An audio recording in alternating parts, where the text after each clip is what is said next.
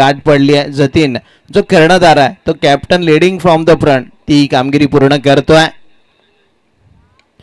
यावेळेला फटका फसला क्षेत्ररक्षक चेंडूच्या खाली. बिग विकेट, मोठा मासा गळाला. त्यामुळे विकेट नंबर 1 मैदानाच्या बाहेर.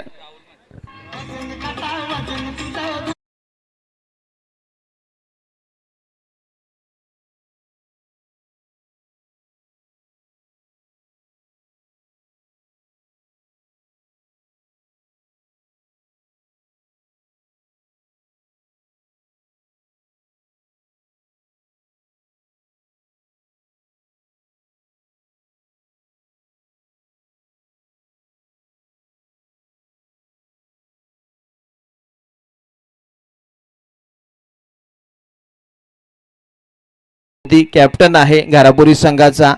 Captain leading from the front. पुन्हा एकदा तो आला समोर. आपण सिद्धेशला पाहतोय. यावेळेला फटका फसला. 5वा मोठा धक्का. सिद्धेश पाटील मैदानाच्या बाहेर.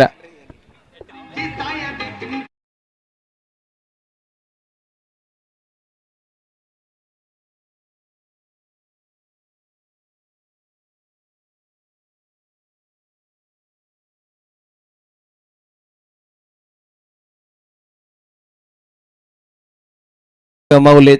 7व्या क्रमांकावरती जयंत पाटील आला. खरं तर आपण पाहिलं ना तर या माहिलियन बोकडविडा संघामध्ये जयंताला कधी बॅटिंग मिळत नाही तर टॉप ऑर्डर कधी आउटच होत नाही. आणि आता जयंताला बॅटिंग आली आहे.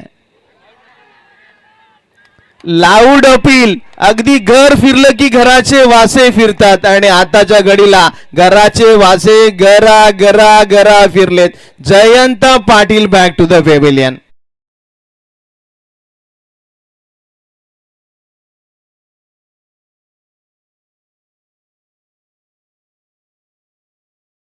फक्त गावाच्या सन्मानासाठी आणि गावाच्या प्रतिष्ठेसाठी आणि प्रत्येक खेळाडू आपल्या गावासाठी खेळताना पाहायला मिळतोय. यावेळेला फटका फसलाय.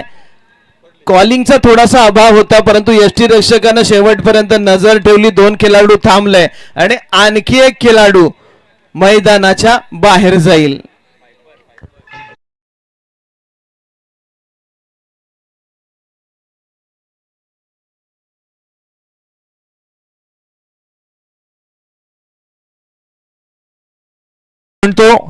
कुठल्याही फलंदाजाचं षटक आपण गोलंदाजी करताना वेगळी भूमिका मांडतो परंतु फलंदाजी करताना येणारे षटक हे महत्त्वाचं मानलं जातं. त्याच लेवलने एखाद्या गोलंदाजाला पडलेल्या 5 विकेट एका शतकाप्रमाणे मानल्या जातात. आणि हे शतकच होतं त्याच्या या गोलंदाजीचं ज्यानं फायफर ओपन केला. 5 विकेट घेतला. जतीन याला मी विनंती करतोय, इन्व्हाइट करतोय की आपण मॅन ऑफ द मॅचचा पारितोषिक घेण्यासाठी कृपया प्रेझेंटेशन बॉक्स मध्ये चला.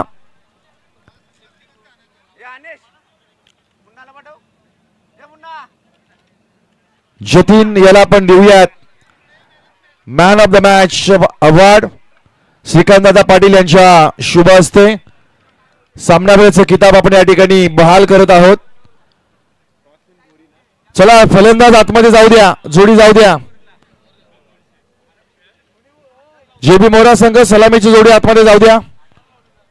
अजून 4 मॅच बाकी आहेत.